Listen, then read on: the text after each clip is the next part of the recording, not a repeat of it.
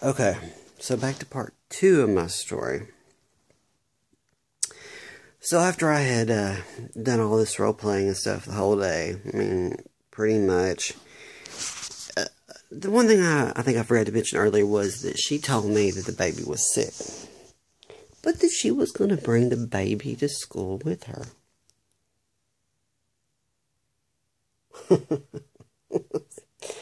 What? What kind of dimwit brings a sick baby to school? I mean, even at her school. I mean, if the baby's sick, leave the baby at home. No one wants to hear a baby screaming and crying. If they don't feel good, give them the bottle, give them the breast, put them in the crib, let them sleep. But don't bring them up to the school. I mean, come on. Really, really, really? So anyway, as part of the role play, I just said, well, hopefully little Layla will be better tomorrow. If not, we'll just have to reschedule. But anyway, my coworker was insistent on bringing her, so I was like, oh man, I could just only imagine if somebody did that. I mean, that's just about as bad as going to the movies and you hear a baby crying at the movies. Or someone, or even worse. I mean, it's just bad. I mean, that's just all I know to say right now. It's just bad. But, anyway, so, that's the story I'm on the role playing. Oh, and then apparently earlier in that day I had another role play situation that I had to do. Now, in this one, was with the same girl. And she tells me, I asked her, I said, well, who are you going to bring along with you to the interview?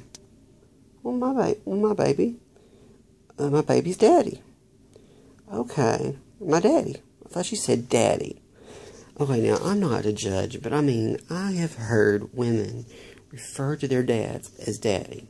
You know that little phrase, daddy's little girl, daddy's little girl. And who am I to judge? Who am I to judge? So I thought she was going to bring her boyfriend, Derek, as she said.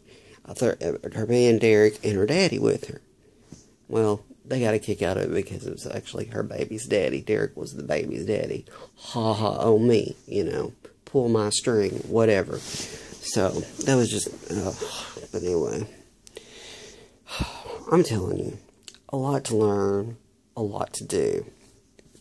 Now, another thing that I've just got to get off my chest is this. I'm not much of a fisherman, okay? I've never been to Bass Pro Shop. I drove past it today on my way home, and I thought, man, what all the stuff they have in there. And I know for a fact that they sell stuffed catfish. Stuffed catfish. Now, catfish are ugly. I mean, for God's sake, they made a show called Catfish. So why the hell do you want to make a stuffed toy that looks like a catfish? I mean, I'm thinking in my head, is its mouth open? Does it got cotton in it? I mean, does it look like a cotton mouth? I mean, it's just, I can't fathom. I really can't what parent would buy their kid a stuffed catfish. I mean, hell, that's what a hunter does. They stick the damn thing on the wall along with the deer antlers, okay? So when they kill a 9-point or they kill a 10-point, don't get mad at me. I'm not condoning killing Bambi, okay? I'm just stating the facts. They stuff it. They stuff those suckers. But I mean, a stuffed catfish for a toy? Good grief. Ugh. I cannot fathom. I really cannot fathom. So anyway, that's my story and I'm sticking to it.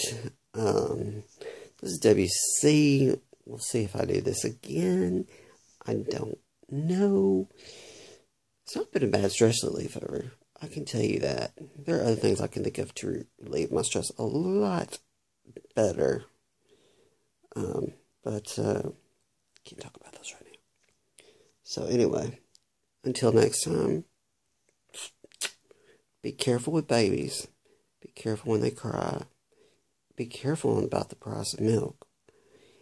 And just be careful, because you never know.